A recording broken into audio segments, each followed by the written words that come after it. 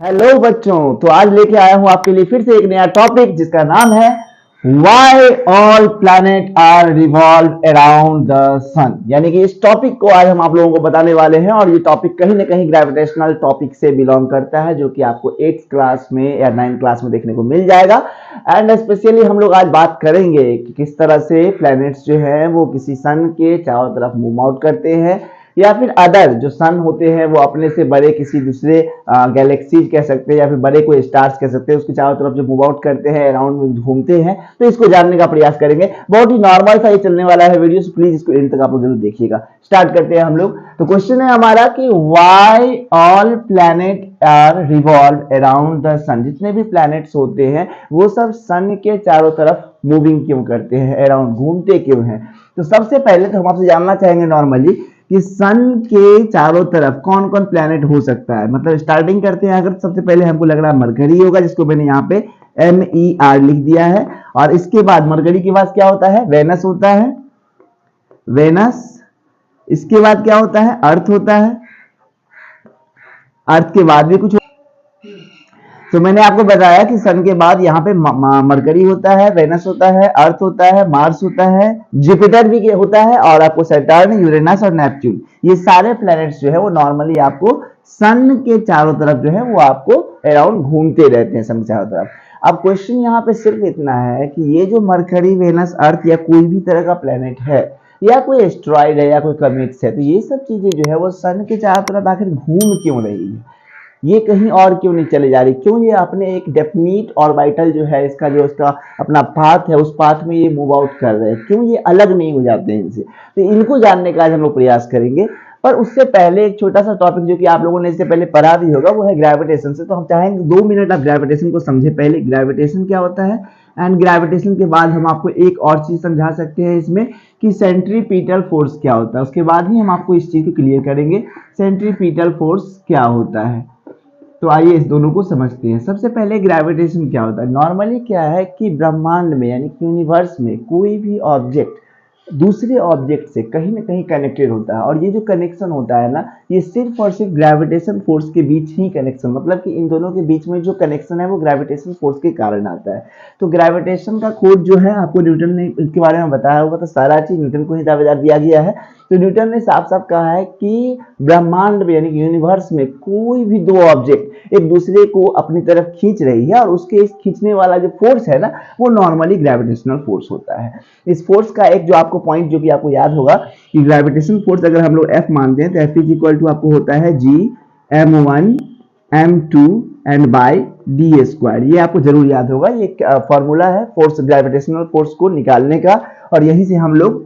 Gravitational constant जी का value भी find कर लेते हैं। खैर, हमको यहाँ पे इंपॉर्टेंट इसलिए ये चाहते हैं जानने आप, क्योंकि ये हमारे लिए इसमें जरूरी पड़ सकता है। सबसे इंपॉर्टेंट बात कि मास आपको यहाँ पे दिख रहा होगा M1 एंड M2। M1 हो गया कोई बड़ा ऑब्जेक्ट होगा, जैसे सन ले लीजिए, एंड M2 ले लीजिए छोटा कोई ऑब्जेक्ट, जैसे कि अर्थ ले लीजिए, मून ले लीजिए, ये सब चीजें।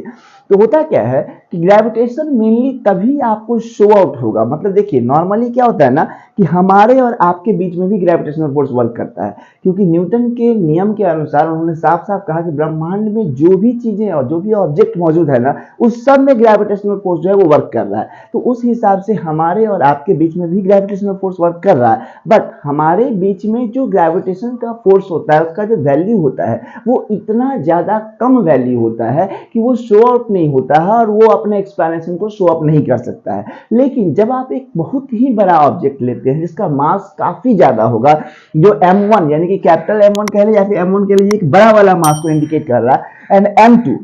जो कि एक बहुत ही कम मास, यानी कि इसके तुलना में अगर बात करेंगे पहले वाले ऑब्जेक्ट के मास की तुलना में, तो ये दूसरा ऑब्जेक्ट की तुलना काफी कम होगा, देन उसके बीच में अकॉर्डिंगली जो है आपको बहुत ही आसानी से देखने को मिल जाएगा ग्रेविटेशनल फोर्स, क्योंकि मास पर डिपेंड करता है फोर्स। दूसरा होता है डिस्टेंस, जो कि आप लोगों ने शायद पढ़ा होगा कि अगर हम दो ऑब्जेक्ट के डिस्टेंस को कम कर देते हैं तो उसके बीच का ग्रेविटेशनल फोर्स बढ़ जाता है, और अगर दोनों ऑब्जेक्ट को बीच का डिस्टेंस को बढ़ा देते हैं तो उसके बीच का ग्रेविटेशनल फोर्स कम हो जाता है। ये तो हो गया हमारा पहला टॉपिक जिसका हम यूज करेंगे जब हम आपको बताएंगे ये बातें। और दूसरा हमारा है सेंट्रीपिटल फोर्स। नॉर्मली ये फोर्स जो है वो आपको कोई सर्कुलर मोशन जब चलते रहता है तो उस समय में काम आता है, बट हम लोग यहाँ बस देख लेते हैं, क्या पता इसका भी यूज हो जाए। तो सेंट्रीपिटल फोर्स क्या होता है कि मान लीजिए आप यहाँ पे ऐसे ये जो है एक छोटा सा ऑब्जेक्ट है और इस ऑब्जेक्ट को ये ऐसे घूम रहा है, मतलब ये रस्सी से बंधी हुई एक पत्थर है या कोई भी ऑब्जेक्ट है जिसको हम ना मूव आउट करवा रहे हैं और वो इस वे में ऐसे घूम रहा है,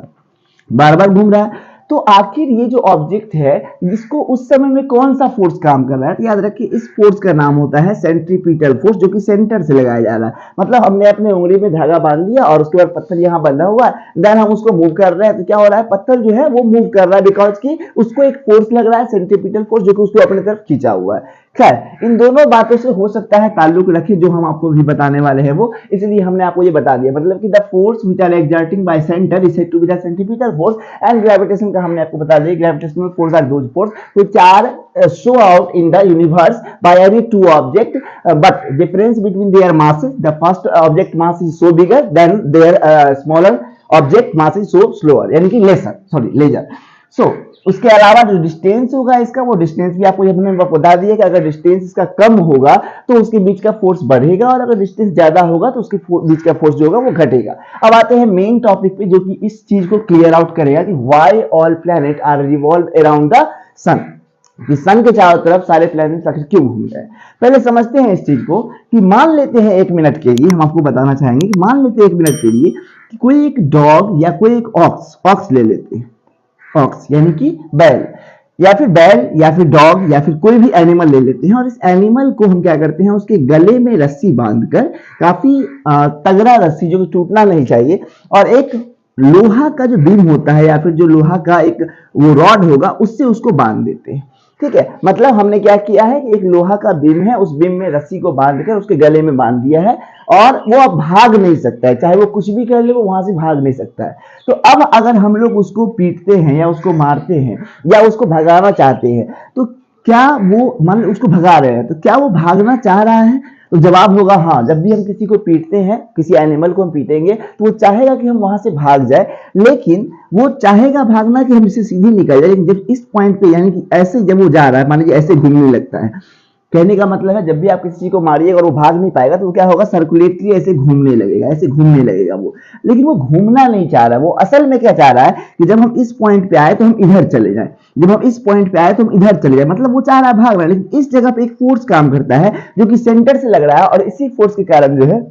वो इसी पाथ में घूमने लगता है। तो मोस्ट इंपोर्टेंट ये फोर्स आपको जा रहा है सेंट्रीपिटल फोर्स की तरफ, गौर कीजिएगा। एंड दूसरा ग्रेविटेशनल फोर्स तो है ही, वर्कआउट कर रहा है। तो अब हम आते हैं मेन टॉपिक में। देखिए जब सन है, मान लीजिए ये सन है और इसके चारों तरफ हम छोटी सी जो सबसे स्टार्टिंग में आती है मरकरी, उसको लेते हैं। ठीक है, मरकरी को लिए। अब क्या है कि यूनिवर्स का एक नियम है कि अगर आप ना एयर हटा दो, यानी कि आप वैक्यूम कर दो पूरा का पूरा, किसी भी तरह का फोर्स एग्जर्ट नहीं हो रहा है अगर किसी ऑब्जेक्ट पे, हर एक फोर्स को खत्म कर दिया हमने, फ्रिक्शन फोर्स को खत्म कर दिया हमने, अदरवाइज जो भी फोर्सेस को खत्म कर दिया, तो इस कंडीशन में कोई भी ऑब्जेक्ट ना अगर वो मोशन में है, और याद रखिएगा मोशन में ही रहेगा, वो कभी भी रेस्ट में नहीं रह सकता अगर सारा फोर्स खत्म हो गया तो अगर वो मोशन में है तो वो चाहता है कि हम स्ट्रेट फॉलो करें, मतलब हमेशा हम स्ट्रेट वे में जाते रहे। यानी कि अगर आप किसी भी कोई जार ले लेते हैं, उसमें आप सारा का सारा एयर को निकाल लेते हैं, किसी भी तरह का फोर्स एग्जर्ट नहीं होता, और तब अगर इस पार्टिकल को आप रखते हैं ना, वो पार्टिकल हमेशा स्ट्रेट मूव करेगा, ध्यान रखिएगा। तो है क्या कि जो मरकरी है ना, वो रियलिटी में चाह रहा है कि हम स्ट्रेट जाए। स्ट्रेट इसलिए जाए क्योंकि ऊपर में जो है स्पेस में आपको एयर या किसी भी तरह का कोई ये नहीं मिलेगा, आपको एनवायरमेंट नहीं मिलेगा। तो मरकरी नॉर्मली चाह रहा है कि हम स्ट्रेट मूव करें, वो हर जगह चाह रहा है हम स्ट्रेट मूव करें, लेकिन जब वो स्ट्रेट मूव करने के लिए यहां से आगे निकला जाता है तो यहाँ पर दोनों फोर्स काम करता है, ग्रेविटेशन फोर्स भी और सेंट्रीपिटल फोर्स भी। ग्रेविटेशन फोर्स यहाँ पे इसलिए काम कर रहा है बिकॉज सन काफी बड़ा है, तो मासिव ऑब्जेक्ट जो कि दूसरे ऑब्जेक्ट काफी कम वजनदार है, यानी कि उसका मास कम है, तो उसको आसानी से फोर्स ऑफ ग्रेविटेशन हार्डली लगा रहा है और उसको खींचने का प्रयास कर रहा है। लेकिन खींचने का प्रयास कर रहा है तो उस हिसाब से इसको पूरा का पूरा यहाँ सेंटर में आ जाना चाहिए था, खींच लिया उसको पूरा का पूरा। फॉर एग्जांपल हम यहाँ से बॉल को ऊपर फेंके तो बॉल कहाँ आएगा, मिट्टी पे यानी जमीन पे आ जाएगा, पूरा का पूरा खींच लिया, वो हवा में घूम तो नहीं रहा है वो। लेकिन यहाँ पे काम करता है सेंट्रीपिटल फोर्स। अब सेंट्रीपिटल फोर्स क्या करता है कि इस जगह पे ये फोर्स जो काम करता है, यहाँ पे दोनों, याद रखिएगा सेंट्रीपिटल के साथ साथ एक और फोर्स होता है, इसका नाम होता है सेंट्रीफ्यूगल, याद रखना है इसी को, सेंट्रीफ्यूगल। सेंट्रीफ्यूगल फोर्स हमेशा ना, यानी कि जो पॉइंट होता है ना, इस पॉइंट से सेंट्रीपिटल लगता है इस तरफ, सेंटर की तरफ, और जो सेंट्रीफ्यूगल होता है वो बाहर की तरफ लगता है, ध्यान रखिएगा। तो चूंकि इस पोजीशन पर जहां से वो चाह रहा है कि हम बाहर आउटलेट से चले जाए, उस पॉइंट पर आपको सेंट्रीपिटल फोर्स और सेंट्रीफ्यूगल फोर्स दोनों का वैल्यू जो होता है ना, वो इक्वल होता है, मतलब कि बराबर होता है, जो कि इसको इतना बैलेंस कर देता है कि ये इस पॉइंट से ना तो ये इस तरफ जा पाता है और ना ही इस तरफ, और ये आगे नहीं जा सकता कि ग्रेविटेशनल फोर्स वर्क कर रहा है इसको, जिस कारण से ये हर पॉइंट पर चाह कर भी ना चाहते हुए भी इसको घूमना ही पड़ेगा, और वो पॉइंट भी इसका फिक्स होगा, बिकॉज कि हर जगह पर सेंट्रीपिटल फोर्स और सेंट्रीफ्यूगल फोर्स का जो वैल्यू होता है वो हमेशा इक्वल होता है। तो इस बात को ब्रेन में रखिए कि चूंकि सेंट्रीपिटल फोर्स और सेंट्रीफ्यूगल फोर्स दोनों का वैल्यू सेम होता है और ग्रेविटेशनल फोर्स वर्क करता है, इसीलिए ब्रह्मांड में मौजूद, यूनिवर्स में मौजूद हर वो पिन जो कि आपको दिखाई दे रहा है वो सर्कुलर पाथ में मूवमेंट करेगा, या फिर उसको हम लोग ओवल पाथ भी बोल सकते हैं। इसके अलावा कुछ खास बातें मैं आपको बता दूं, नॉर्मली जो हम लोग जानते हैं, नॉर्मली फॉर एग्जांपल चांद से यानी कि मून से अगर मैं अर्थ की डिस्टेंस को बताऊं तो इसका डिस्टेंस होता है लगभग 3,84,000 किलोमीटर। इसके अलावा अगर मैं बात करूं तो ये जो हमारा सन है ना, यानी कि ये जो हमारा यूनिवर्स है, सन है स्पेशली, ये लगभग सन की बात कर रहा हूं, ये लगभग 4.5 बिलियन, याद रखना है बिलियन ईयर पहले आया हुआ था, ये इंपॉर्टेंट याद रखिएगा। एंड बस यही सब। तो अगर अच्छा लगा होगा मेरा वीडियो आपको, इसके लिए बहुत बहुत धन्यवाद, देखिएगा, वॉच कीजिएगा।